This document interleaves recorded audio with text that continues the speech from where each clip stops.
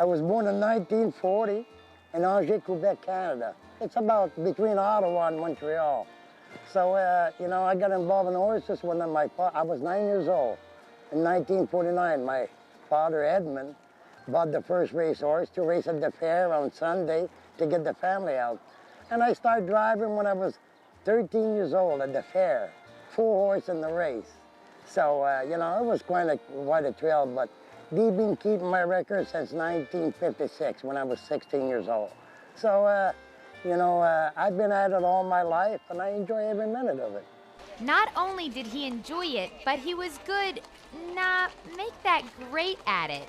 Herve, who is one of 10 children, is North America's all-time winningest driver.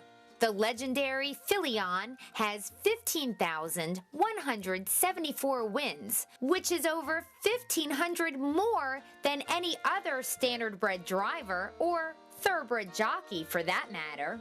He's been the world's leading driver 15 times, plus another time he was tied for that honor with Delaware's own Eddie Davis for the most wins in a single season. For 30 consecutive seasons, Herve was among the top 5 leading drivers in the sport. He's also won more money than any other driver 7 different years. 10 times he won the Harness Tracks of America Leading Driver Award. He was voted into the Harness Racing Hall of Fame in 1975. At that time, he was by far the youngest person to be inducted at the age of 35. Although Herve is from Canada, he came to the States at a young age and started making an impact on the sport from the moment he stepped over the border. The first time I came to the United States was back in 1961. I was 21 years old. I went upstate New York and Vernon Downs. In 1970, Herve went to New York and began driving day-night doubleheaders. It was a schedule he would hold for more than 20 years. He has arguably been the hardest working man ever in harness racing, having competed in over 82,000 races. Years ago, I used to race, you know, I've gone for 16 hours a day. I used to leave Long Island around 10 o'clock and come back, you know, 1 o'clock in the morning, 12 o'clock. I used to go, sometime I used to get up early, 8 o'clock, and go and train at Roosevelt. And then I would jump in the car, or in a helicopter for a couple of years. I used to jump in the helicopter, come and race I raced at Freehold, or come back to Roosevelt. I did doubleheader for I don't know how many years, you know, between New Jersey and New York. That's why I won so many races, because I drove a lot of horses.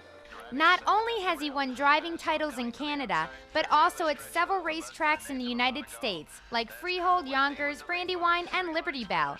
And he's driven at least once at just about every single harness racing oval in North America. But with over 15,000 wins, is there one that stands out the most? Well, every race, you know, is a thrill to win, you know. But the one that sticks out of my mind, I have to be Nansemond beating Albatross and the Little Brown Jug. He was on top of his game, you know, and he was good. And Stanley, his horse, he was not up to par that day, and I was lucky enough to win. I win 2 Little Brown Jug, but that day was the fondest memory because beating Albatross, which, to my book, he was a super horse at his era, you know.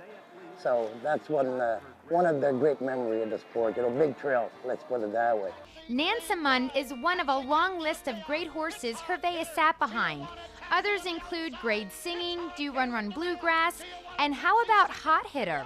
I mean, who can forget when Herve stood in the sulky as he rode to the winner's circle after winning the 1979 Little Brown Jug? Herve, who's the father of 6 children, turns 69 today and says that age is just a number and gives the horse all the credit, just like he's always done. I'm just a passenger. I always said all my life, you know.